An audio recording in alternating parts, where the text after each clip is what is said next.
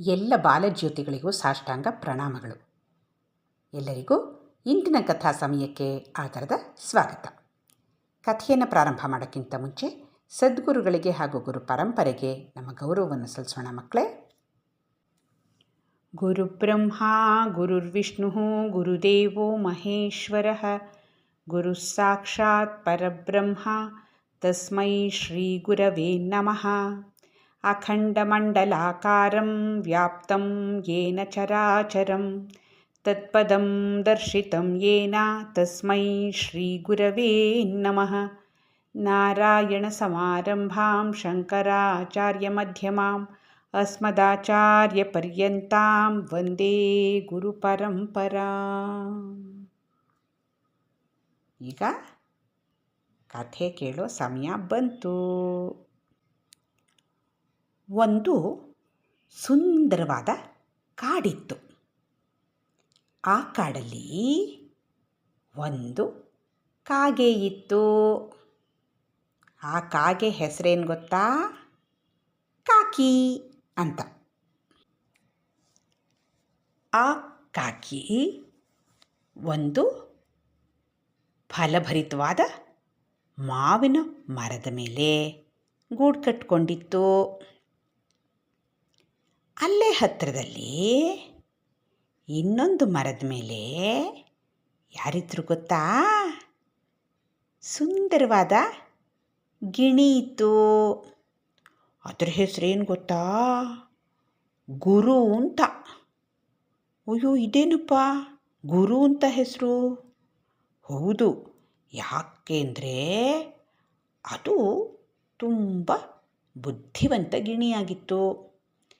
ಬೇರೆ ಪ್ರಾಣಿಗಳಿಗೆಲ್ಲ ಆಹಾರನ ಹೇಗೆ ಹುಡುಕೋಬೇಕು, ಹೇಗೆ ಜಾಗರೂಕತೆಯಿಂದ ಇರಬೇಕು, ತಮ್ಮನ್ನು ತಾವು ಹೇಗೆ ರಕ್ಷಣೆ ಮಾಡ್ಕೋಬೇಕು, ಶಾಂತವಾಗಿ ಆರಾಮಾಗಿ ಹೇಗಿರಬೇಕು ಅನ್ನೋದನ್ನು ಹೇಳ್ಕೊಡ್ತಾ ಇತ್ತು. ಅದಕ್ಕೆ ಎಲ್ಲ ಪ್ರಾಣಿಗಳಿಗೂ ಈ ಗಿಣಿ ಅಂದರೆ ತುಂಬ ಗೌರವ. ಅದನ್ನು ತಮ್ಮ ಗುರು ಅಂದ್ಕೊಂಡಿದ್ರು. ಅದಕ್ಕೆ ಅವರೇ ಆ ಹೆಸರನ್ನು ಇಟ್ಬಿಟ್ಟಿದ್ರು. ಸಾಧ್ಯವಾದಾಗೆಲ್ಲ ಅದಕ್ಕೆ ಒಳ್ಳೊಳ್ಳೆ ಸಿಹಿಯಾದ ಹಣ್ಣುಗಳನ್ನು ತಂದು ಕೊಡ್ತಾಯಿದ್ವು. ಅದ್ರ ಮೇಲೆ ತುಂಬ ಗೌರವ. ಅದಕ್ಕೆ ಬಂದು ನಮಸ್ಕಾರ ಮಾಡಿಕೊಂಡು ಹೋಗ್ತಾಯಿದ್ವು.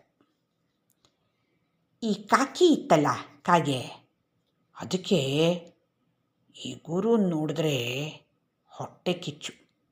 ಅಲ್ಲ, ಎಲ್ಲರೂ ಇದಕ್ಕೆಷ್ಟು ಮರ್ಯಾದೆ ಕೊಡ್ತಾರೆ, ನನ್ನನ್ನು ಯಾರೂ ಮಾತಾಡಿಸೋದೇ ಇಲ್ಲ, ಏನು ಗೌರವ ಅದನ್ನು ನೋಡಿದ್ರೆ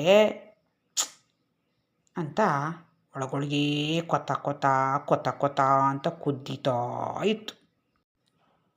ಒಂದು ದಿವಸ ಈ ಗುರು ಇತ್ತಲ್ಲ, ಗಿಣಿ, ಅದು ಹೇಳ್ತಾ ಇತ್ತು, ಇಲ್ಲಿಂದ ತುಂಬ ದೂರ ಸಮುದ್ರವನ್ನು ದಾಟಿ ಒಂದು ದ್ವೀಪ ಇದೆ. ಆ ದ್ವೀಪದ ಹೆಸರೇನು ಗೊತ್ತಾ? ವಿವೇಕದ ದ್ವೀಪ ಅಂತ. ಯಾಕೆ ಅಂದರೆ ಅಲ್ಲಿ ಒಂದು ಹದ್ದಿದೆ, ಅದಕ್ಕೆ ತುಂಬ ವಿವೇಕ ಇದೆ.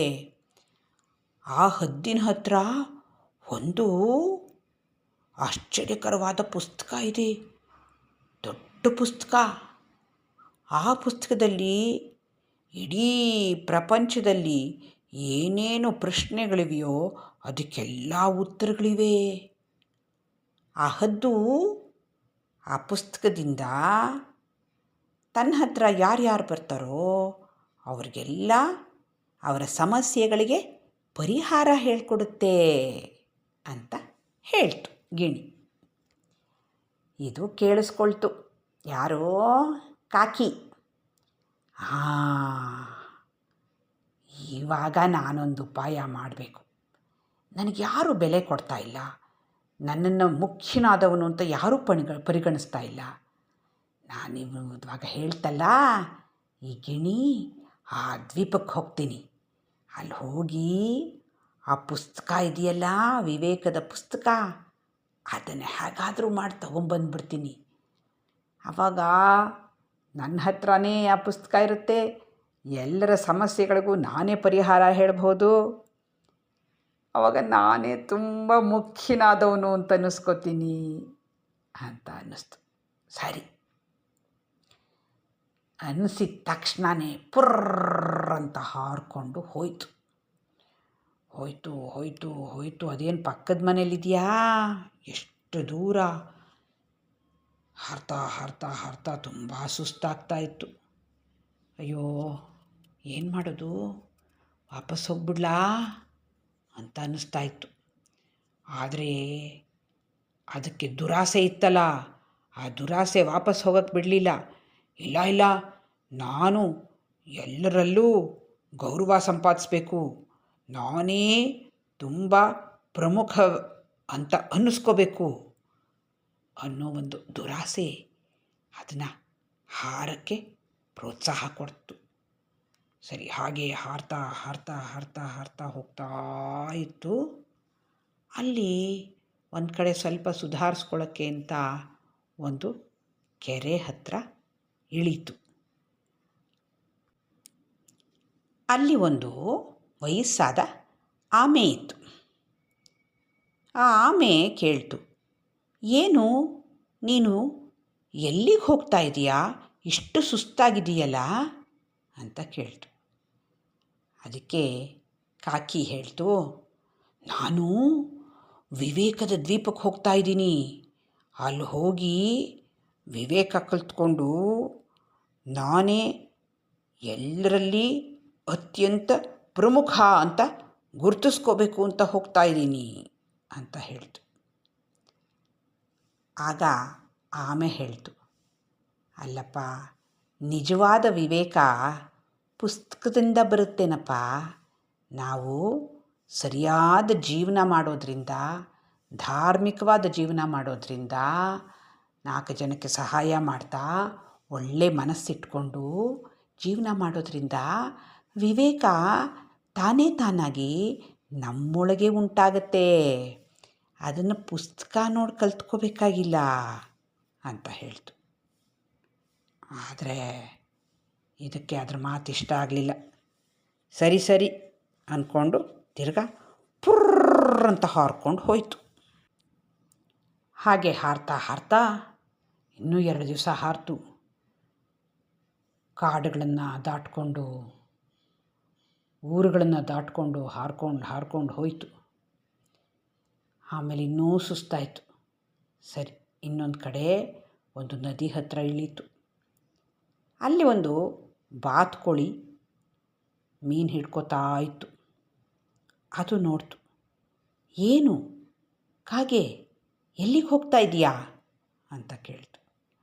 ನಾನು ವಿವೇಕದ ದ್ವೀಪಕ್ಕೆ ಹೋಗ್ತಾ ಇದ್ದೀನಿ ಅಂತ ಹೇಳ್ತು. ಅಯ್ಯೋ, ವಿವೇಕದ ದ್ವೀಪನಾ? ಅದಿನ್ನೂ ಎಷ್ಟು ದೂರ ಇದೆ, ದೊಡ್ಡ ಸಮುದ್ರಗಳನ್ನು ದಾಟಬೇಕು, ಹುಡುಗಾಟ ಅಲ್ಲ. ಸುಮ್ಮನೆ ವಾಪಸ್ ಹೋಗು. ಸಮುದ್ರದ ಮೇಲೆ ಹಾರ್ಕೊಂಡು ಹೋಗೋದು ಅಂದರೆ ಏನು ಅಂದ್ಕೊಂಡಿದೀಯಾ? ಎಷ್ಟೊಂದು ಪಕ್ಷಿಗಳು ಜೀವ ಕಳ್ಕೊಂಡಿವೆ, ಸುಮ್ಮನೆ ವಾಪಸ್ ಹೋಗು ಅಂತ ಹೇಳ್ತು. ಆದರೆ ಕಾಗೆ ಛೇ, ಇಷ್ಟು ದೂರ ಬಂದಿದ್ದೀನಿ, ವಾಪಸ್ ಹೋಗೋದ? ಖಂಡಿತ ಇಲ್ಲ ಅಂದ್ಕೊಂಡು ಮತ್ತೆ ಹಾರ್ಕೊಂಡು ಹೋಯಿತು. ಸಮುದ್ರದ ಮೇಲೆ ಹಾರ್ತಾ ಇದೆ. ಎಷ್ಟು ವಿಶಾಲ ಸಮುದ್ರ, ಎಷ್ಟು ದಿನ ಆದರೂ ಮುಗಿಯೋದೇ ಇಲ್ಲ. ಮಧ್ಯೆ ಎಲ್ಲಾದರೂ ಸ್ವಲ್ಪ ಆಯಾಸ ಪರಿಹಾರ ಮಾಡ್ಕೊಳ್ಳೋಕ್ಕೆಲ್ಲಾದರೂ ಕೂತ್ಕೊಳ್ಳೋಣ ಅಂದರೆ ಯಾವುದು ಬಂಡೆನೂ ಕಾಣಿಸ್ತಾ ಇಲ್ಲ. ಅಯ್ಯೋ, ಏನಪ್ಪ ಮಾಡಲಿ, ಇಲ್ಲೇ ಬಿದ್ದು ಸತ್ತೇ ಹೋಗ್ತೀನೇನೋ ಅಂತ ಭಯ ಬೇರೆ ಆಗ್ತಾ ಇದೆ. ಆದರೂ ಧೈರ್ಯ ಮಾಡ್ಕೊಳ್ತು. ಇಲ್ಲ, ನಾನು ಹೋಗಲೇಬೇಕು ವಿವೇಕದ ದ್ವೀಪಕ್ಕೆ, ನಾನು ಆ ಪುಸ್ತಕ ತೊಗೊಂಡು ಬರಲೇಬೇಕು ಅಂತ ಮನಸ್ಸಿನಲ್ಲಿ ಅಂದ್ಕೊಳ್ತು. ಅಂತೂ ಹಾಗೂ ಹೀಗೂ ಹಾರ್ತಾ ಬಂತು. ದೂರದಲ್ಲಿ ಒಂದು ದ್ವೀಪ ಕಾಣಿಸ್ತು. ತುಂಬ ಖುಷಿಯಾಗೋಯ್ತು. ಓ, ಅದೇ ಇರಬೇಕು ವಿವೇಕದ ದ್ವೀಪ, ಅಪ್ಪ ಬಂದ್ಬಿಟ್ಟೆ ಅಂದ್ಕೊಂಡು ಹಾರ್ಕೊಂಡು ಬಂದು ಅಲ್ಲಿ ಕೂತ್ಕೊಳ್ತು. ಉಶ್ ಅಂತ. ಆ ದ್ವೀಪದಲ್ಲಿ ದೊಡ್ಡದು ತೆಂಗಿನ ಮರಗಳಿದ್ವು, ಬೇಕಾದಷ್ಟು ಹಣ್ಣಿನ ಮರಗಳು ಇದ್ವು, ಘಮ ಘಮ ಅಂತ ಸುವಾಸನೆ ಬೀರೋ ಹೂವುಗಳಿದ್ವು, ತಣ್ಣಗೆ ಗಾಳಿ ಬೀಸ್ತಾ ಇತ್ತು. ತುಂಬ ಹಾಯಾಗಿ ಅನ್ನಿಸ್ತು ಕಾಕಿಗೆ. ಅಪ್ಪ ಎಷ್ಟು ಚೆನ್ನಾಗಿದೆ ಅಂದ್ಕೊಂಡು ಸುತ್ತಲೂ ನೋಡ್ತು. ಅಲ್ಲಿ ಒಂದು ಎತ್ತರವಾದ ಮರ ಇತ್ತು. ಆ ಎತ್ತರವಾದ ಮರದ ಮೇಲೆ ಗಂಭೀರವಾಗಿ ಕೂತ್ಕೊಂಡಿತ್ತು. ಯಾವುದೋ ಅದೇ ಹದ್ದು, ವಿವೇಕದ ಹದ್ದು. ಅದರ ಹತ್ರನೇ ಒಂದು ದಪ್ಪ ಪುಸ್ತಕ ಇತ್ತು ಒಂದು ಕೊಂಬೆ ಮೇಲೆ. ಆ ಪುಸ್ತಕ ಫಳ ಫಳ ಫಳ ಅಂತ ಹೊಳಿತಾ ಇತ್ತು. ಓ, ಅದೇ ವಿವೇಕದ ಪುಸ್ತಕ ಅನಿಸುತ್ತೆ, ಅಯ್ಯೋ ಅಂತ ಖುಷಿಯಾಗೋಯ್ತು ಕಾಗೆಗೆ.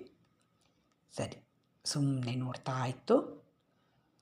ಸಾಯಂಕಾಲ ಆಗ್ತಿದ್ದ ಹಾಗೆ ಎಲ್ಲ ಬೇರೆ ಬೇರೆ ಪಕ್ಷಿಗಳು, ಪ್ರಾಣಿಗಳು ಎಲ್ಲರೂ ಬಂದು ಆ ಒಂದು ಹದ್ದಿಗೆ ನಮಸ್ಕಾರ ಮಾಡಿದ್ರು. ಆಮೇಲೆ ಒಬ್ಬೊಬ್ಬರೇ ಅವರ ಸಮಸ್ಯೆಗಳನ್ನು ಹೇಳ್ಕೊಳ್ಳೋಕ್ಕೆ ಶುರು ಮಾಡಿದ್ರು. ಹದ್ದು ಸಮಾಧಾನವಾಗಿ ಎಲ್ಲರ ಪ್ರಶ್ನೆಗಳಿಗೂ ಉತ್ತರ ಕೊಡ್ತಾ ಇತ್ತು. ಇದಕ್ಕೆ ಅದನ್ನು ನೋಡಿದ್ರು ವಿಪರೀತ ಹೊಟ್ಟೆ ಕಿಚ್ಚಾಯಿತು. ಅಪ್ಪ ಏನು ಮರ್ಯಾದೆ, ಏನು ಗೌರವ, ಆಹಾ ಅನ್ಕೋತು. ಆಮೇಲೆ ತಾನೂ ಆ ಗುಂಪಲ್ಲಿ ಸೇರಿಕೊಳ್ತು. ತುಂಬ ವಿನೀತ ಭಾವದಿಂದ ಇರೋ ಹಾಗೆ ನಟನೆ ಮಾಡ್ತು. ತಾನೂ ಏನೋ ಒಂದೆರಡು ಪ್ರಶ್ನೆಗಳನ್ನು ಕೇಳ್ತು. ಹದ್ದು ಅದಕ್ಕೂ ಸಮಾಧಾನವಾಗಿ ಉತ್ತರ ಹೇಳ್ತು. ಸರಿ, ಆವತ್ತು ಕಳೆದು ಹೋಯಿತು. ಹೀಗೆ ಈ ಕಾಕಿ 3 ದಿನ ತಾನು ಎಲ್ಲರ ಹಾಗೇ ತುಂಬ ಕುತೂಹಲದಿಂದ ಪ್ರಶ್ನೆಗಳನ್ನು ಕೇಳೋ ಹಾಗೆ ನಟಿಸ್ಕೊಂಡು ಈ ಹದ್ದು ಯಾವಾಗ ಹೇಳುತ್ತೆ, ಯಾವಾಗ ಮಲ್ಕೊಳ್ಳುತ್ತೆ, ಯಾವಾಗ ಹಾರು ಹೋಗುತ್ತೆ ಹೊರಗಡೆಗೆ, ಇದನ್ನೆಲ್ಲ ನೋಡ್ಕೊಳ್ತು. ಹಾಗೆಲ್ಲ ನೋಡಿಕೊಂಡು 4ನೇ ದಿನ ರಾತ್ರಿ ಎಲ್ಲರೂ ಮಲ್ಕೊಂಡ್ಮೇಲೆ ಕತ್ತಲಾಗಿತ್ತು. ಆವಾಗ ಮೆಲ್ಲಗೆ ಹೋಯಿತು. ಆ ಪುಸ್ತಕ ಅದಕ್ಕೆ ಸ್ವಯಂ ಪ್ರಕಾಶ. ಆ ಪುಸ್ತಕ ಫಳಫಳ ಫಳಫಳ ಅಂತ ಹೊಳೆಯೋದು. ಅದು ಹೊಳಿತಾ ಇತ್ತು. ಅದರ ಹತ್ತಿರ ಹೋಯಿತು. ಆವಾಗ ಕಾಕಿಯ ಮನಸ್ಸಿನ ಒಳಗಡೆ ಒಂದು ಯೋಚನೆ ಬಂತು. ಛೇ, ಇದು ತಪ್ಪು, ಇದನ್ನು ಮಾಡಬಾರ್ದು ಅಂತ ಬಂತು. ಆದ್ರೂ ಅದರ ದುರಾಸೆ ಇತ್ತಲ್ಲ, ಅದು ಆ ಯೋಚನೆಯನ್ನು ತಳ್ಳಿ ಹಾಕ್ತು. ಅಲ್ಲಿಂದ ಬಂದಿರೋದು ಯಾತಕ್ಕೆ, ಇದೇ ಸಂದರ್ಭ, ಸುಮ್ಮನೆ ತಗೋ ಅಂತ. ಸರಿ ಅಂತ ಆ ಪುಸ್ತಕವನ್ನು ಕೊಕ್ಕಲ್ಲಿ ಕಚ್ಕೊಂಡು ಹಾರ್ಕೊಂಡು ಬಂದುಬಿಡ್ತು. ಅಯ್ಯೋ, ಅದು ದಪ್ಪ ಪುಸ್ತಕ. ಕೊಕ್ಕಲ್ಲಿ ಕಚ್ಕೊಂಡು ಬರೋದೇನು ಸುಲಭ ಇರಲಿಲ್ಲ. ತಾನೇ ಹಾರ್ಕೊಂಡು ಹೋಗೋದೇ ಕಷ್ಟ ಇತ್ತು. ಅಂತಾರಲ್ಲ, ಅಷ್ಟು ದಪ್ಪ ಪುಸ್ತಕ ತಗೊಂಡು ಹಾರ್ಕೊಂಬರೋದೇನು ಸುಲಭನಾ? ಭಾಳ ಕಷ್ಟ ಆಯಿತು. ಅಯ್ಯಪ್ಪ, ಎಲ್ಲಿ ಬಿದ್ದುಬಿಡ್ತೀನೋ, ಏನಾಗ್ಬಿಡುತ್ತೋ ಅಂತ ಮತ್ತೆ ಹೆದರಿಕೆ. ಅಂತೂ ಇಂತೂ ಹಾರ್ತಾ ಎಲ್ಲಿಗೆ ಬಂತು? ತಾನು ಮೊದಲು ಇದ್ದಿದ್ದ ಕಾಡಿಗೆ ಬಂದ್ಬಿಡ್ತು. ಮಾರನೇ ದಿನ ಬೆಳಗ್ಗೆ ಆಗೋದನ್ನೇ ಕಾಯ್ತಾ ಇತ್ತು. ಸೂರ್ಯೋದಯ ಆಗ್ತಿದ್ದ ಹಾಗೆ ಹೆಮ್ಮೆಯಿಂದ ಆ ಪುಸ್ತಕವನ್ನು ತನ್ನ ಕೊಂಬೆ ಮೇಲೆ ಇರಿಸ್ಕೊಂಡು ಕೂಗಿ ಹೇಳ್ತು, ನೋಡಿ ಎಲ್ಲರೂ ಬನ್ನಿ ಇಲ್ಲಿ, ಕೇಳಿಸ್ಕೊಳ್ಳಿ ನನ್ನ ಮಾತನ್ನ, ಬನ್ನಿ ಇಲ್ಲಿ ಅಂತು. ಏನು ಹೀಗೆ ಕೂಗ್ತಾ ಇದೆ ಇದು ಅಂತ ಎಲ್ಲ ಪ್ರಾಣಿಗಳು ಪಕ್ಷಿಗಳು ಬಂದವು. ನೋಡಿ, ನಾನು ವಿವೇಕದ ದ್ವೀಪಕ್ಕೆ ಹೋಗಿ ವಿವೇಕವನ್ನು ಕಲ್ತ್ಕೊಂಡು ಬಂದುಬಿಟ್ಟಿದ್ದೀನಿ. ನೋಡಿ, ಇಲ್ಲಿ ವಿವೇಕದ ಪುಸ್ತಕವನ್ನು ತೊಗೊಂಡು ಬಂದಿದ್ದೀನಿ. ನಿಮ್ಮಲ್ಲಿ ಯಾರ್ಯಾರಿಗೆ ಏನೇನು ಸಮಸ್ಯೆಗಳಿದೆಯೋ ಅದನ್ನೆಲ್ಲ ಹೇಳಿ, ನಾನು ಎಲ್ಲದಕ್ಕೂ ಪರಿಹಾರ ಹೇಳ್ತೀನಿ ಅಂತೂ ಎಲ್ಲ ಪ್ರಾಣಿಗಳಿಗೂ ಪಕ್ಷಿಗಳಿಗೂ ಆಶ್ಚರ್ಯ ಆಗೋಯ್ತು. ಅರೇ, ನೋಡಿದ್ರಾ, ಅಪ್ಪಪ್ಪಪ್ಪಪ್ಪ ಪರವಾಗಿಲ್ವಲ್ಲ ಕಾಕಿ ಅಂದ್ಕೊಂಡು ಬೆರಗಾಗಿ ಹೋದ್ವು. ಸರಿ, ಅಷ್ಟೊತ್ತಿಗೆ ಒಂದು ಅಳಿಲು ಕೇಳ್ತು, ಅಲ್ಲ ನನ್ನ ಹತ್ರ ಒಂದು ಸ್ವಲ್ಪ ಆಹಾರ ಇಟ್ಕೊಂಡಿದ್ದೀನಿ, ಅದೆಲ್ಲ ಕೊಳ್ತು ಹೋಗ್ತಾ ಇದೆ, ಏನು ಮಾಡೋದು ಅಂತ. ಅದಕ್ಕೆ ಪುಸ್ತಕ ತೆಗೆದು ನೋಡ್ತು ಕವಿ. ನೋಡು, ಆಹಾರನ ಯಾವಾಗಲೂ ತಣ್ಣಗಿರುವ ಒಣಗಿರುವ ಜಾಗದಲ್ಲಿ ಶೇಖರಿಸಿ ಇಡಬೇಕು. ಒದ್ದೆ ಇರೋ ಜಾಗದಲ್ಲೆಲ್ಲ ಶೇಖರಿಸಿಟ್ರೆ ಕೊಳ್ತು ಹೋಗುತ್ತೆ, ಗೊತ್ತಾಯ್ತಾ ಅಂತು. ಹಾಂ, ಗೊತ್ತಾಯಿತು, ವಂದನೆಗಳು ಅಂತ ಹೇಳ್ತು ಅಳಿಲು. ಆಮೇಲೆ ಮೊಲ ಬಂತು. ಮೊಲ ಕೇಳ್ತು, ಮತ್ತು ಇವಾಗ ಇನ್ನೇನು ಚಳಿಗಾಲ ಬರುತ್ತಲ್ಲ, ಆವಾಗ ಏನೇನು ಮಾಡಬೇಕು, ಹೇಗೆ ನಾವು ಆಹಾರ ಸಂಗ್ರಹ ಮಾಡಿಕೊಳ್ಬೇಕು, ಏನೇನು ವಿಧದಲ್ಲಿ ನಮ್ಮನ್ನು ನಾವು ರಕ್ಷಣೆ ಮಾಡ್ಕೋಬೇಕು ಅಂತ ಕೇಳ್ತು. ಆವಾಗ ಕವಿ ಕಾಗೆ ಏನು ಮಾಡ್ತು, ತಕ್ಷಣ ಪುಸ್ತಕ ನೋಡ್ತು. ನೋಡ್ಬಿಟ್ಟು ಏನೇನು ಮಾಡಬೇಕು ಚಳಿಗಾಲದಲ್ಲಿ ಅನ್ನೋದನ್ನೆಲ್ಲ ವಿವರವಾಗಿ ಹೇಳ್ಬಿಡ್ತು. ಎಲ್ರಿಗೂ ಭಾಳ ಸಂತೋಷ ಆಯಿತು. ಆಹಾ, ಏನು ಚೆನ್ನಾಗಿ ಹೇಳ್ತಾ ಇದೆ ಅಂದ್ಬಿಟ್ಟು ಎಲ್ಲ ಪ್ರಾಣಿಗಳು ಪಕ್ಷಿಗಳು ವಂದನೆ ಸಲ್ಲಿಸಿದ್ವು. ಅವತ್ತಿಂದ ಇದಕ್ಕೆ ಬಹಳ ಪ್ರಾಮುಖ್ಯತೆ ಬಂದ್ಬಿಡ್ತು. ಮಾರನೇ ದಿನದಿಂದ ಇನ್ನೂ ಹೆಚ್ಚು ಪ್ರಾಣಿಗಳು ಪಕ್ಷಿಗಳು ಬಂದವು. ಅವುಗಳ ಸಮಸ್ಯೆಗಳನ್ನೆಲ್ಲ ಹೇಳ್ಕೊಂಡ್ವು. ಇದು ಎಲ್ಲದರ ಸಮಸ್ಯೆನೂ ಪುಸ್ತಕ ನೋಡಿ ಪರಿಹಾರ ಮಾಡಿಬಿಡ್ತು. ಎಲ್ಲವಕ್ಕೂ ತುಂಬ ಸಂತೋಷ ಆಯಿತು. ಇದಕ್ಕೆ ಹಣ್ಣುಗಳನ್ನೆಲ್ಲ ತಂದು ಕೊಟ್ವು, ಗೌರವ ತೋರಿಸಿದ್ವು. ಬಹಳ ಪ್ರಮುಖ ಕಾಗೆ ಆಗೋಯ್ತದು. ವಿವೇಕದ ಕಾಗೆ ಅಂತ ಹೆಸರು ಪಡ್ಕೊಂಡ್ಬಿಡ್ತು. ಆದರೆ ಇದಕ್ಕೆ ಒಳಗೊಳಗೆ ದುಃಖ ಆಗಕ್ಕೆ ಶುರುವಾಯಿತು. ತಪ್ಪಿತಸ್ಥ ಮನೋಭಾವನೆ ಬರೋಕ್ಕೆ ಶುರುವಾಯಿತು. ಅಲ್ಲ, ನಾನು ಮಾಡಿದ್ದು ಸರಿಯಾಯ್ತಾ? ನಾನು ಪುಸ್ತಕವನ್ನು ಕದ್ಕೊಂಡು ಬಂದೆ ಅಲ್ವಾ? ಸರಿ ಅಲ್ವಾ ನಾನು ಮಾಡಿದ್ದು ಅಂತ ಅನ್ಸೋಕ್ಕೆ ಶುರುವಾಯಿತು. ಪ್ರಾಣಿಗಳು ಪಕ್ಷಿಗಳು ಎಷ್ಟೆಷ್ಟು ಹೆಚ್ಚು ಹೊಗಳಿದ್ವೋ ಅಷ್ಟು ಹೆಚ್ಚು ಅದಕ್ಕೆ ಮನಸ್ಸು ಕುಗ್ಗಿ ಹೋಗ್ತಾಯಿತ್ತು. ಛೆ ಇದಕ್ಕೆ ನಾನು ಅರ್ಹ ಅಲ್ಲ, ನಾನು ಮಾಡಿದ್ದು ಸರಿಯಲ್ಲ ಅಂತ ಅನ್ಸಕ್ಕೆ ಶುರುವಾಯಿತು. ಅದಕ್ಕೆ ಏನಪ್ಪ ಮಾಡೋದು, ಹೇಗೆ ಈ ತಪ್ಪಿತಸ್ಥ ಮನೋಭಾವನೆಯಿಂದ ಹೊರಗೆ ಬರೋದು ಅಂತ ವಿಲ ಒದ್ದಾಡೋಕ್ಕೆ ಶುರು ಮಾಡ್ತು. ಒಂದು ದಿವಸ ಏನಾಯಿತು, ಒಂದು ಪಾರಿವಾಳದ ಗೂಡು ಗಾಳಿಗೆ ಎಲ್ಲೋ ಬಿದ್ದು ಹೋಗಿ ಅದರಲ್ಲಿದ್ದ ಪುಟ್ಟ ಮರಿಗಳೆಲ್ಲ ಎಲ್ಲೋ ಕಳೆದು ಹೋಗಿದ್ವು. ಪಾರಿವಾಳ ಹತ್ಕೊಂಡು ಓಡ್ಕೊಂಡು ಬಂತು. ಕಾಕಿ ವಿವೇಕದ ಕಾಕಿ, ನಂಗೆ ಸಹಾಯ ಮಾಡು ಅಂತು. ಏನಾಯಿತು, ಯಾಕೆ ಅಳ್ತಾ ಇದೀಯಾ ಅಂತ ಕೇಳ್ತು ಕಾಕಿ. ಅಯ್ಯೋ, ನನ್ನ ಗೂಡು ನೆನ್ನೆ ಜೋರು ಗಾಳಿ ಬಂತಲ್ಲ, ಹಾರು ಹೋಗ್ಬಿಟ್ಟಿದೆ. ನಾನು ಆಹಾರ ತರಕ್ಕೆ ಹೋಗಿದ್ದೆ, ನೋಡಿದ್ರೆ ನನ್ನ ಮರಿಗಳು ಎಲ್ಲಿ ಹೋದ್ವೋ ಕಾಣಿಸ್ತಾನೇ ಇಲ್ಲ.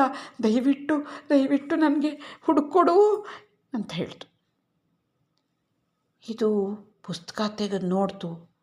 ಆದರೆ ಆ ಪುಸ್ತಕದಲ್ಲಿ ಸಾಮಾನ್ಯವಾಗಿ ಬರುವಂಥ ಸಮಸ್ಯೆಗಳಿಗೆ ಉತ್ತರಗಳಿದ್ದೇ ಹೊರತು ಈ ಥರ ಇದ್ದಕ್ಕಿದ್ದಾಗಿ ಬರುವಂಥ ವಿಚಿತ್ರವಾದ ಸಮಸ್ಯೆಗಳಿಗೆ ಅದರಲ್ಲಿ ಉತ್ತರ ಇರಲಿಲ್ಲ. ಇದಕ್ಕೇನು ಹೇಳೋಕ್ಕೂ ಗೊತ್ತಾಗಲಿಲ್ಲ.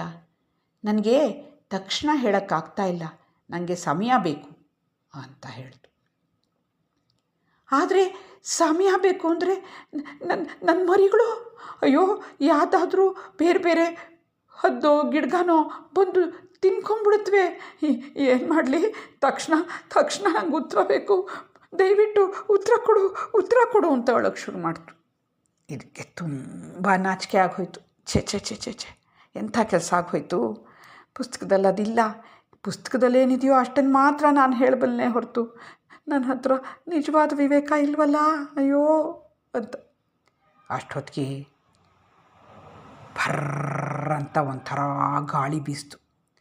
ಏನು ಹೀಗೆ ಗಾಳಿ ಬೀಸ್ತಾ ಇದೆ ಅಂತ ಎಲ್ಲ ಪ್ರಾಣಿ ಪಕ್ಷಿಗಳು ನೋಡಿದ್ವು. ಅಷ್ಟೊತ್ತಿಗೆ ಒಂದು ದೊಡ್ಡ ಹದ್ದು ಬಂದು ಅಲ್ಲಿ ಕೂತ್ಕೊಳ್ತು. ಯಾವುದದು ಹದ್ದು? ಅಲ್ಲಿ ವಿವೇಕದ ದ್ವೀಪದಲ್ಲಿ ಇತ್ತಲ್ಲ, ಆ ವಿವೇಕದ ಹದ್ದು. ಇದಕ್ಕೆ ಕಾಕಿಗೆ ಅದನ್ನು ನೋಡಿ ತುಂಬ ನಾಚಿಕೆ ಆಗೋಯ್ತು. ಅದು ಹೋಗಿ ಅದ್ರ ಕಾಲು ಬುಡಕ್ಕೆ ಬಿದ್ದುಬಿಡ್ತು. ನನ್ನನ್ನು ಕ್ಷಮಿಸು ಅಂತು. ಆವಾಗ ಅದು ಹೇಳ್ತು, ಕಾಕಿ, ನೀನೇನೋ ಪುಸ್ತಕವನ್ನು ಕದ್ಕೊಂಡು ಬಂದೆ, ಆದರೆ ನೋಡು, ಇವತ್ತಿನ ದಿವಸ ನಿನಗೆ ಉತ್ತರ ಕೊಡೋಕ್ಕಾಗ್ತಾನೇ ಇಲ್ಲ. ವಿವೇಕ ಅನ್ನೋದು ಬರೀ ಪುಸ್ತಕದಲ್ಲಿಲ್ಲ. ಪುಸ್ತಕ ಸ್ವಲ್ಪ ಮಟ್ಟಿಗೆ ಸಹಾಯ ಮಾಡ್ಬೋದಷ್ಟೇ, ಆದರೆ ನಾವು ನಮ್ಮ ಸನ್ನಡತೆಯಿಂದ ಅದನ್ನು ನಾವು ಜಾಗೃತಗೊಳಿಸ್ಕೋಬೇಕು ಅಂತ ಹೇಳ್ತು. ಹೌದು, ನನಗಿವಾಗ ಚೆನ್ನಾಗಿ ಅರ್ಥ ಆಯಿತು. ನಾನು ತುಂಬ ದೊಡ್ಡ ತಪ್ಪು ಮಾಡಿದೆ. ನಾನು ಪುಸ್ತಕ ಕದ್ಕೊಂಬಂದ್ಬಿಟ್ಟೆ. ಇಲ್ಲಿ ನಾನು ಪ್ರಮುಖ ಆಗಬೇಕು ಅನ್ನೋ ಒಂದೇ ಒಂದು ಕಾರಣಕ್ಕೋಸ್ಕರ ಇಂಥ ಹೀನ ಕೆಲಸ ಮಾಡಿದೆ. ನನ್ನ ತುಂಬ ತಪ್ಪಾಗೋಯ್ತು ಅಂತ ಹೇಳ್ತು. ಆವಾಗ ಅದು ಸರಿ ಇರಲಿ ಅಂದ್ಕೊಂಡು ಆ ಪಾರಿವಾಳ ಇತ್ತಲ್ಲ ಅದಕ್ಕೆ ಹೇಳ್ತು, ಅಳಬೇಡ, ನಿನ್ನ ಪಕ್ಷಿಗಳು ನಿನ್ನ ಮುದ್ದು ಮರಿಗಳು ಸುರಕ್ಷಿತವಾಗಿವೆ. ನೋಡು, ಇಲ್ಲಿಂದ ಒಂದಷ್ಟು ದೂರ ಹೋಗಬೇಕು. ಹೋದರೆ ಅಲ್ಲಿ ಒಂದು ಮಾವಿನ ಮರ ಇದೆ. ಆ ಮಾವಿನ ಮರದ ಮೇಲೆ ಎಷ್ಟೊಂದು ಗಿಳಿಗಳು ಕೂತಿವೆ. ಅಲ್ಲಿ ಆ ಮಾವಿನ ಮರದ ಬುಡದಲ್ಲಿ ನಿನ್ನ 3 ಪುಟಾಣಿ ಮರಿಗಳಿವೆ. ಯೋಚನೆ ಮಾಡಬೇಡ, ಆರಾಮವಾಗಿ ಹೋಗು, ಏನೂ ಆಗಿಲ್ಲ, ಅವಕ್ಕೆ ಏನೂ ಆಗಲ್ಲ ಅಂತ ಹೇಳ್ತು. ಆವಾಗದು ಸರ ಹಾರ್ಕೊಂಡು ಹೋಯಿತು. ಹೋದರೆ ಅಲ್ಲಿ ಅದರ 3 ಮರಿಗಳು ಸಿಕ್ಕದು. ಹಾಗದು ಅಲ್ಲಿಂದಾನೇ ಕೂಗಿ ಹೇಳ್ತು, ನನ್ನ ಮರಿಗಳು ಸಿಕ್ಕವು, ಧನ್ಯವಾದ ವಿವೇಕದ ಹದ್ದೇ, ಧನ್ಯವಾದ ಅಂತ ಹೇಳ್ತು. ಆವಾಗ ಹದ್ದುಗೂ ತುಂಬ ಸಂತೋಷ ಆಯಿತು. ಬೇರೆ ಪ್ರಾಣಿ ಪಕ್ಷಿಗಳಿಗೂ ತುಂಬ ಸಂತೋಷ ಆಯಿತು. ಇದು ನಾಚಿಕೆಯಿಂದ ಕೂತ್ಕೊಂಡಿತ್ತು ಕಾಕಿ. ಆವಾಗ ಹದ್ದು ಹೇಳ್ತು, ಯೋಚನೆ ಮಾಡಬೇಡ, ನೀನು ತಪ್ಪು ಮಾಡಿದೆ ನಿಜ, ಆದರೆ ಈಗ ನಿನಗೆ ಸ್ಪಷ್ಟವಾಗಿ ಗೊತ್ತಾಗಿದೆ ನೀನು ಮಾಡಿರೋ ತಪ್ಪು ಅನ್ನೋದು. ಆಮೇಲೆ ವಿವೇಕ ಅನ್ನೋದು ಬರೀ ಪುಸ್ತಕದಿಂದ ಬರಲ್ಲ ಅನ್ನೋದು ನಿನ್ನ ಅನುಭವಕ್ಕೆ ಬಂದಿದೆ. ಹಾಗಾಗಿ ನೀನಿನ್ಯಾವತ್ತೂ ಈ ಥರ ತಪ್ಪನ್ನು ಮಾಡೋದಿಲ್ಲ. ಅದರಿಂದ ತುಂಬ ಯೋಚನೆ ಮಾಡೋಕ್ಕೆ ಹೋಗಬೇಡ. ಇನ್ಮೇಲಿಂದ ಒಳ್ಳೆಯವನಾಗಿ ಎಲ್ಲರ ಹತ್ರ ಸ್ನೇಹದಿಂದ ಇದ್ದು ಒಳ್ಳೆಯ ಕೆಲಸಗಳನ್ನು ಮಾಡಿಕೊಂಡು ವಿವೇಕದಿಂದ ಜೀವನ ಮಾಡು ಅಂತ ಹೇಳ್ತು. ಇನ್ನೇನು ಪೂರ್ಣವಾಗಿ ಅರ್ಥ ಆಗಿತ್ತು ಕಾಕಿಗೆ. ಹಾಗಾಗಿ ಹೌದು, ನೀನು ಹೇಳಿದ್ದೆಲ್ಲವನ್ನೂ ನಾನು ಚಾಚೂ ತಪ್ಪದೆ ಮಾಡ್ತೀನಿ ಅಂತ ಅದಕ್ಕೆ ನಮಸ್ಕಾರ ಮಾಡಿ ಆ ಪುಸ್ತಕವನ್ನು ಅದಕ್ಕೆ ವಾಪಸ್ ಕೊಟ್ಬಿಡ್ತು. ಅದು ಆ ಪುಸ್ತಕವನ್ನು ತಗೊಂಡು ಹಾರಿ ಹೊಟ್ಟೋಯ್ತು. ಆವತ್ತಿಂದ ಕಾಕಿ ಗುರು ಇತ್ತಲ್ಲ ಗಿಣಿ, ಅದ್ರ ಹತ್ರನೂ ಸ್ನೇಹದಿಂದ ಇತ್ತು, ಗೌರವವನ್ನು ತೋರಿಸ್ತಾ ಇತ್ತು. ಎಲ್ಲ ಪ್ರಾಣಿ ಪಕ್ಷಿಗಳ ಜೊತೆಲೂ ಚೆನ್ನಾಗಿ ಜೀವನ ಮಾಡೋಕ್ಕೆ ಶುರು ಮಾಡಿತು. ಇಷ್ಟ ಆಯ್ತಾ ಮಕ್ಕಳೇ ಕಥೆ? ನಿಮಗೆ ಇದರಲ್ಲಿ ಏನೇನು ಅರ್ಥ ಆಯಿತು? ನಾವು ಯಾವಾಗಲೂ ಇನ್ನೊಬ್ಬರ ಮೇಲೆ ಹೊಟ್ಟೆ ಕಿಚ್ಚು ಪಟ್ಕೊಳ್ಳೋದು ಇಂಥದ್ದೆಲ್ಲ ಮಾಡಬಾರ್ದು. ಯಾವಾಗಲೂ ಸನ್ನಡತೆ, ಒಳ್ಳೆಯ ನಡತೆ ಮುಖ್ಯ. ಪ್ರಾಮಾಣಿಕವಾಗಿ ಜೀವನ ಮಾಡಿದ್ರೆ ನಾವು ಎಲ್ಲರಿಂದಲೂ ಗೌರವನೂ ಪಡ್ಕೋಬಹುದು, ನಾವು ಶಾಂತವಾಗಿ ಇರಬಹುದು ಅಲ್ವಾ? ಇಲ್ಲಿಗೆ ಕಥಾ ಸಮಯವನ್ನು ಮುಗಿಸೋಣ ಪ್ರಾರ್ಥನೆಯೊಂದಿಗೆ. ಅಸತೋ ಮಾ ಸದ್ಗಮಯ ತಮಸೋ ಮಾ ಜ್ಯೋತಿರ್ಗಮಯ ಮೃತ್ಯೋರ್ಮಾ ಅಮೃತಂಗಮಯ. ಓಂ ಶಾಂತಿ ಶಾಂತಿ ಶಾಂತಿ. ಲೋಕಾಃ ಸಮಸ್ತಾಃ ಸುಖಿನೋ ಭವಂತು. ಲೋಕಾಃ ಸಮಸ್ತಾಃ ಸುಖಿನೋ ಭವಂತು. ಲೋಕಾಃ ಸಮಸ್ತಾಃ ಸುಖಿನೋ ಭವಂತು. ಹರಿ ಓಂ ತತ್ಸತ್. ಶ್ರೀ ಗುರುಭ್ಯೋ ನಮಃ.